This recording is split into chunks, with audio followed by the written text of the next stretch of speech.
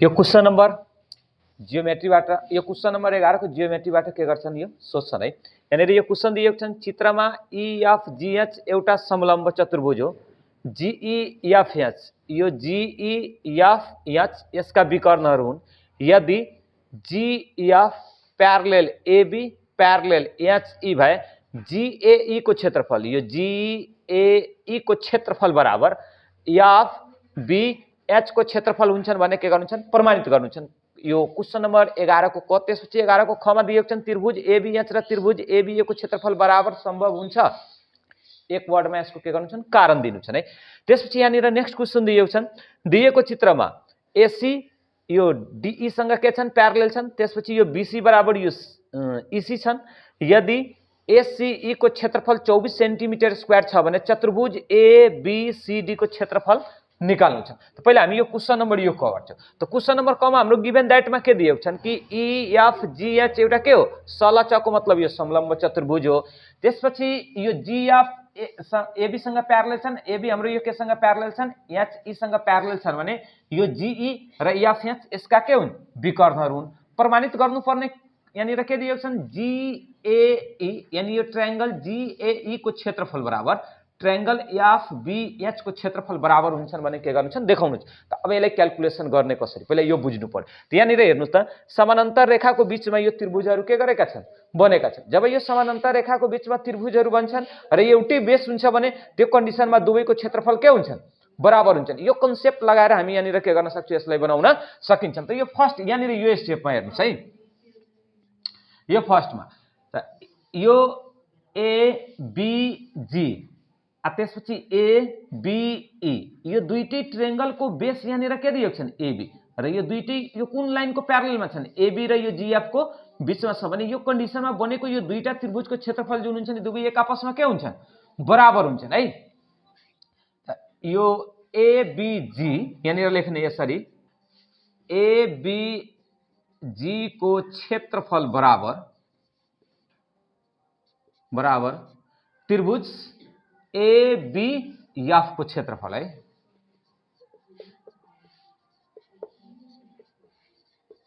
यसको कारण हामी के दिन्छौं एउटै आधार AB है।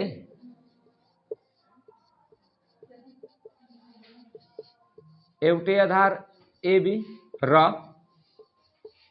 उही समानान्तर रेखाको मतलब AB प्यारलेल यो GE है। AB प्यारलेल GF को बीचमा बनेका त्रिभुजहरूको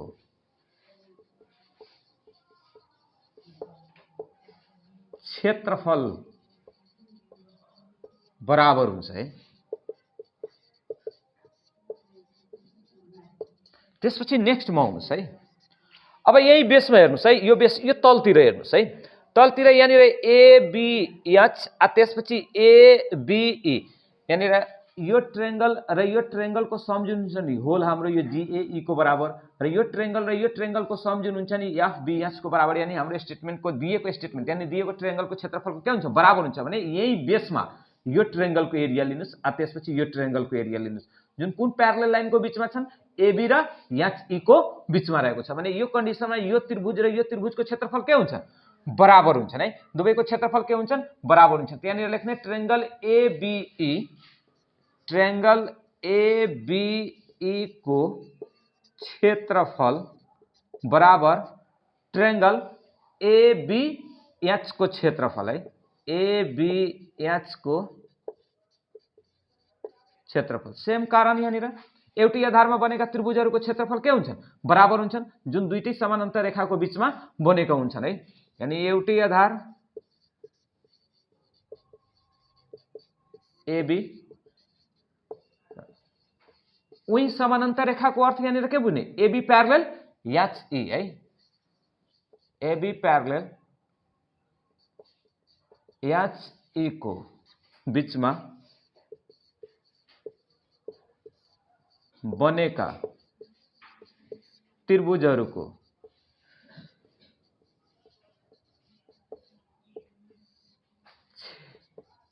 क्षेत्रफल बराबर हुन्छ है। त्यसपछि अब नेक्स्ट पोइन्ट नम्बर 3 मा आउनुस्। यानी हेर्नुस् आधी ट्रायंगल यो त्यसपछि यो दुवै जोड दियो भने यो के को बराबर हुन्छन् ए जी ए ई को बराबर। त्यसपछि यो ट्रायंगल र यो ट्रायंगल को सम जुन हुन्छ नि एफ बी एच को बराबर। यसको अर्थ हामी यहाँनिर के बुझ्ने कि तथ्य 1 र यो 2 लाई के गर्नु पर्यो जोड्नु पर्यो। तथ्य 1 र 2 लाई के गर्ने जोड्ने है।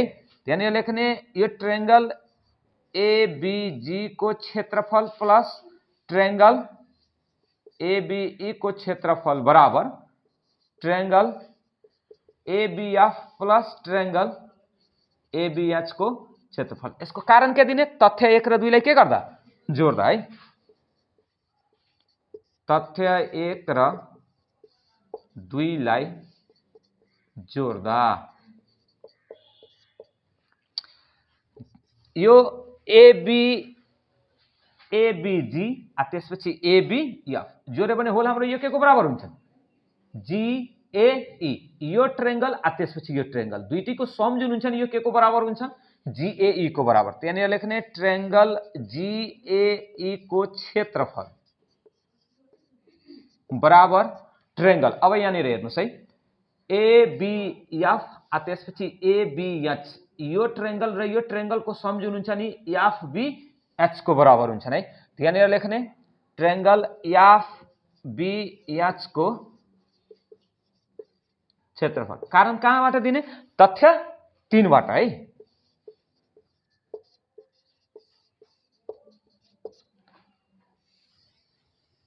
हेन्स प्रूव्ड है। त्यसपछि नेक्स्ट क्वेशन यहाँनिर दिएको छन् त्रिभुज एबीएच। यहाँनिर हेर्नुस् त यो एबीएच त्यसपछि दिएको छन् एबीई को क्षेत्रफल सम्भव हुन्छ त सम्भव हुन्छ। किन सम्भव हुन्छन् किनभने दुईटै एउटै आधारमा बनेका छन् र उही समानान्तर रेखाको बीचमा बनेका छन्। त्यसकारण यसको क्षेत्रफल के हुन्छन् बराबर हुने सम्भव हुन्छ। यसलाई यसरी लेखिदिनु होला सिधै त्रिभुज एबीएच को क्षेत्रफल बराबर त्रिभुज एबी को क्षेत्रफल बराबर सम हुन्छ है। यही यसको एन्सर। त्यसपछि नेक्स्ट क्वेशन यहाँनिर हेर्नुस् है। नेक्स्ट क्वेशन यहाँनिर दिएको छन् एसीई को क्षेत्रफल है। त्रिभुज एसीई को क्षेत्रफल 24 सेन्टिमिटर स्क्वायर दिएको छ है। अब यो बीई को मध्यबिन्दु यहाँनिर के दिएको छ सी दिएको छन्। त्यसपछि यहाँनिर हेर्नुस् त यो प्यारलल लाइन को बीचमा बनेको यो ट्रायंगल र यो ट्रायंगल त दुवैको क्षेत्रफल के हुन्छ जति एसी को क्षेत्रफल हुन्छन् त्यतिकै क्षेत्रफल कसको एसीडी को क्षेत्रफल। त्यसलाई यसरी लेखिदिनुस् ट्रायंगल एसीडी को क्षेत्रफल बराबर ट्रायंगल एसीई को क्षेत्रफल। यानी एउटै आधार एसी उही समानान्तर रेखा बीच बनेका त्रिभुजहरुको क्षेत्रफल के हुन्छ बराबर हुन्छ। त्यहाँनिर लेख्छौ एसीडी को क्षेत्रफल बराबर एसी को क्षेत्रफल कति दिएको छन् 24 त्यसको पनि कति हुन्छ 24 सेन्टिमिटर स्क्वायर। त्यसपछि यहाँनिर हेर्नुस् त यो एबीई एउटा यो त्रिभुज हो। यसमा बनेको दुईटा त्रिभुज एउटा एबीसी र अर्को त्रिभुज यो एसई दुईटैको बराबर आधार रहेका छन् भने र एउटै उचाइ छ भने यो कन्डिसनमा दुवै त्रिभुजको क्षेत्रफल के हुन्छ बराबर हुन्छन् है। यहाँनिर लेख्ने त्रिभुज एबीसी को क्षेत्रफल इक्वल टु त्रिभुज एसीई को क्षेत्रफल है। तो एसीई को क्षेत्रफल को मान यहाँनिर राखिदिनुस् एबीसी को क्षेत्रफल इक्वल टु यसको मान यहाँनिर कति राखिदिने 24 सेन्टिमिटर स्क्वायर। क्वेशनले के भनेको छ एबीसीडी यानी चतुर्भुज यसको त यो त्रिभुज र यो त्रिभुजलाई जोड्दिनुस् कसको क्षेत्रफल निस्किएको छ चतुर्भुज एबीसीडी को। त्यहाँ निकाल्ने चतुर्भुज एबीसीडी को क्षेत्रफल इक्वल टु यहाँनिर लेख्ने ट्रायंगल एबीसी को क्षेत्रफल प्लस ट्रायंगल एसीडी को क्षेत्रफल है।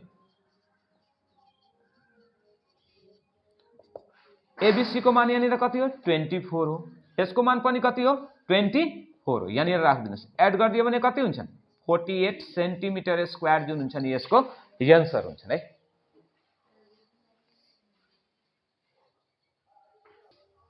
यो क्वेसन नम्बर 11 मा सोचन 11 को क ख र ग जम्मा यसमा 3वटा क्वेसनहरु सोचन है यो सी म्याथको जियोमेट्रीबाट। यहाँनिर क्वेसन दिएको छन् दिएको चित्रमा यो पी क्यू आर एस एउटा के हो समानान्तर चतुर्भुजको यो कुनै बिन्दु ओ छन् ओलाई पी सँग यो एस सँग र यो क्यू सँग र आर सँग के गरिएको छन् जोडिएको छन् भने प्रमाणित यहाँनिर के गर्नु छन् कि ट्रायंगल पीओएस प्लस ट्रायंगल क्यूओआर को क्षेत्रफल जुन हुन्छ नि यो समानान्तर चतुर्भुजको क्षेत्रफलको कतै हुन्छन् आदि यानी 1/2 सच पीक्यूआरएस को क्षेत्रफल है। त्यसपछि यहाँनिर यो गिवन दैट लेख्ने यहाँनिर सच पीक्यूआरएस को कुनै बिन्दु के हो जहाँ प्रमाणित गर्नु के छन् यो ट्रायंगल पीओएस प्लस ट्रायंगल क्यूओआर को क्षेत्रफल बराबर समानान्तर चतुर्भुज 1/2 पीक्यूआरएस को क्षेत्रफलको के हुन्छ बराबर हुन्छन् भने के गर्नु छ देखाउनु छ। त्यसको लागि यहाँनिर के गर्ने एउटा कन्स्ट्रक्सन गर्ने कन्स्ट्रक्सन के गर्ने जहाँनिर यो ओ बिन्दु दिएको छ नि यसबाट एउटा समानान्तर रेखा के गर्ने ड्र गर्ने केसँग समानान्तर यो पीएस र यो क्यूआर सँग के गर्ने समानान्तर रेखा एउटा के गर्ने ड्र गर्ने है एक्स र यसलाई के मानिदिनुस् वाई यहाँनिर लेख्ने एक्स वाई प्यारलेल पीएस प्यारलेल क्यूआर खिचे। त्यसपछि यसको प्रमाणमा आउनुस् है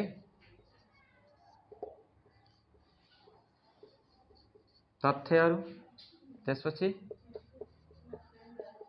कारण है पॉइंट नंबर यो फर्स्टमा आउनुस् यहाँ हेर्नुस् यो समानान्तर रेखा छन् है र यो समानान्तर रेखाको बीचमा बनेको यो त्रिभुज अब हेर्नुस् त यो त अलरेडी यो प्यारलेल हो र यससँग समानान्तर रेखा जब ड्र गरिसकेपछि यो क्यू एक्स वाई आर एउटा पनि के भन्छ समानान्तर चतुर्भुज भन्छ र यस समानान्तर चतुर्भुजको यो कुन बेस क्यूआर बेसमा बनेका यो त्रिभुजको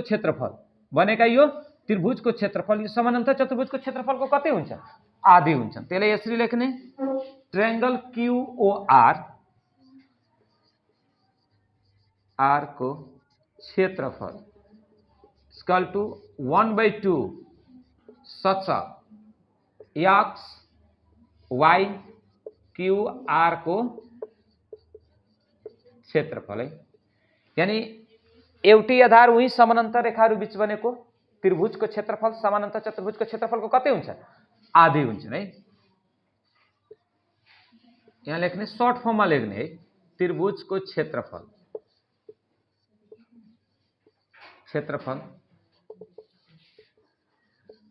सचको क्षेत्रफलको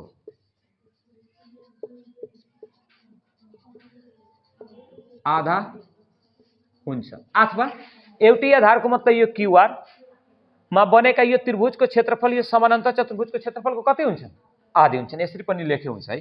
त्यसपछि पोइन्ट नम्बर 2 यहाँनिर निकाल्नु छन् क्यूओआर त्यसपछि यो पीओएस यहाँनिर यो पीओएस लिनुस् यो ट्रायंगल यो पनि यो समानान्तर रेखाको बीचमा बनेको र यसको बेस यो के छन् पीएस छन् र यही जब यो समानान्तर रेखाको बीचमा बन्छ भने एक्स वाई पी र एस एउटा के भन्छन् समानान्तर चतुर्भुज बन्छ भने यो समानान्तर चतुर्भुजमा बनेको यो त्रिभुज र सचको क्षेत्रफल के हुन्छ यानी त्रिभुजको क्षेत्रफल सचको क्षेत्रफलको कति आधी सेम कन्सेप्ट यो पोइन्ट नम्बर फर्स्ट को जस्तो है। यहाँनिर लेख्ने ट्रायंगल पीओएस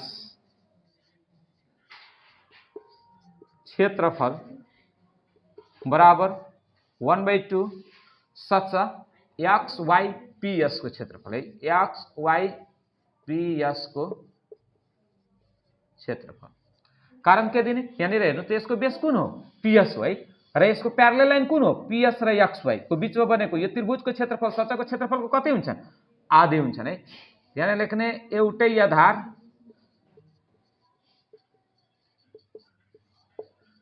पीएस र उही समानान्तर रेखाको अर्थ यहाँ लेख्ने पीएस प्यारलेल एक्स वाई को बीचमा बनेको त्रिभुजको क्षेत्रफल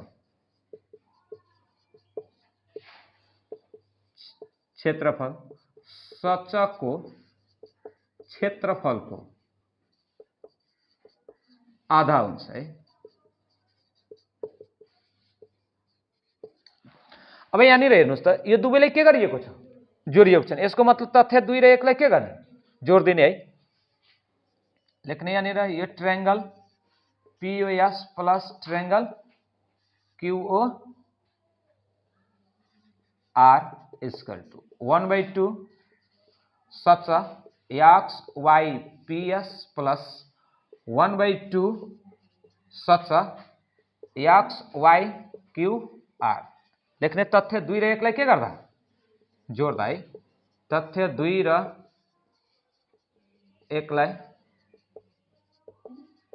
जोड्दा है।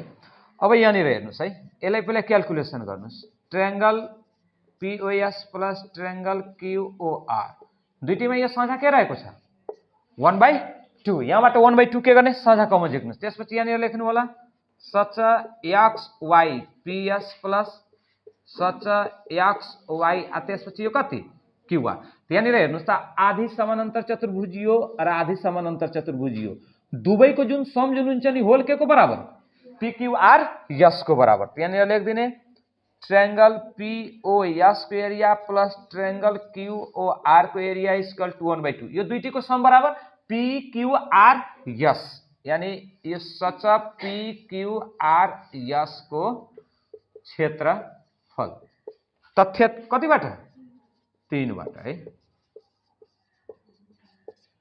लेख्ने हेन्स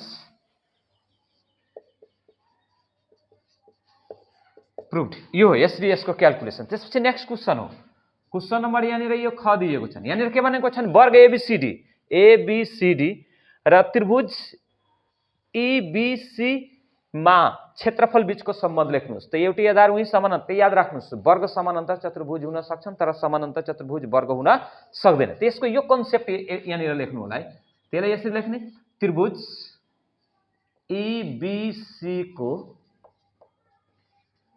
क्षेत्रफल इक्वल टु 1/2 वर्ग कसको क्षेत्रफल एबीसीडी को है एबीसीडी को क्षेत्रफल यही यसको सम्बन्ध यही यसको एन्सर। त्यसपछि नेक्स्ट क्वेशन है नेक्स्ट क्वेशन यहाँनिर के दिएको छ दिएको चित्रमा यो बीसी को मध्यबिन्दु के हो डी हो र यो डीई जुन छ नि एसी मा के दिएको छ परपेन्डिकुलर दिएको छ है। त्यसपछि एसी बराबर यो 12 सेन्टिमिटर डीई बराबर यो 5 सेन्टिमिटर छ भने एबीसी को क्षेत्रफल के गर्नु छ निकाल्नु छ यहाँनिर हेर्नुस् यो एडीसी को पहिला हामी के गर्छौं क्षेत्रफल निकाल्छौं एडीसी मा यो आधार भुजा एसी को लेन्थ कति सेन्टिमिटर दिएको छ र यसको उचाइ कति दिएको छ त कुनै पनि त्रिभुजको शीर्ष बिन्दुबाट आधारमा जब परपेन्डिकुलर ड्रा गरिन्छ भने त्यो कन्डिसनमा त्यसको सूत्र 1/2 बेस इन्टु हाइट त यो प्रयोग गरेर यसको क्षेत्रफल पहिला निकाल्ने है। यहाँनिर हामी निकाल्छौं त्रिभुज एडीसी को क्षेत्रफल है इक्वल टु 1/2 बेस इन्टु कति हाइट यानी आधार इन्टु उचाइ त 1/2 त एडीसी को बेस हामी यहाँनिर के बुझ्छौं एसी र यसको उचाइ कसलाई बुझ्ने डीई लाई त 1/2 जहाँ एसी को लेन्थ यहाँनिर हेर्नुस् त कति दिएको छ क्वेशनमा 12 र डीई को कति हो 5 हो है 2 ले भाग गर्दिनुस् यो कति हुन्छन् 6 हुन्छन् है 6 र यो 5 लाई के गर्नुस् मल्टिप्लाई गर्नुस् यो कति हुन्छन् 30 सेन्टिमिटर स्क्वायर। अब हेर्नुस् के को क्षेत्रफल निकाल्नु छ त्रिभुज एबीसी को त यहाँनिर कन्सेप्ट के बुझ्नुस् यो त्रिभुज र यो त्रिभुज दुईटैको आधार के छन् बराबर छन् र दुईटैको उचाइ के छन् एउटै छन् बराबर आधार र एउटै उचाइ हुन्छ भने दुवैको क्षेत्रफल के हुन्छन् बराबर हुन्छन् यानी अब यहाँबाट सिधै हामी त्रिभुज एबीसी को क्षेत्रफल हामी निकाल्न सक्छौं है त्रिभुज एबीसी को क्षेत्रफल बराबर टु ट्रायंगल हामी के लेख्छौं एडीसी को क्षेत्रफल त 2 इन्टु एडीसी को क्षेत्रफल यहाँनिर यो कति निकालेको 30 त 30 दुना 60 सेन्टिमिटर स्क्वायर यसको के हुन्छन् आन्सर हुन्छन् यो यसरी यसलाई क्याल्कुलेसन गर्ने है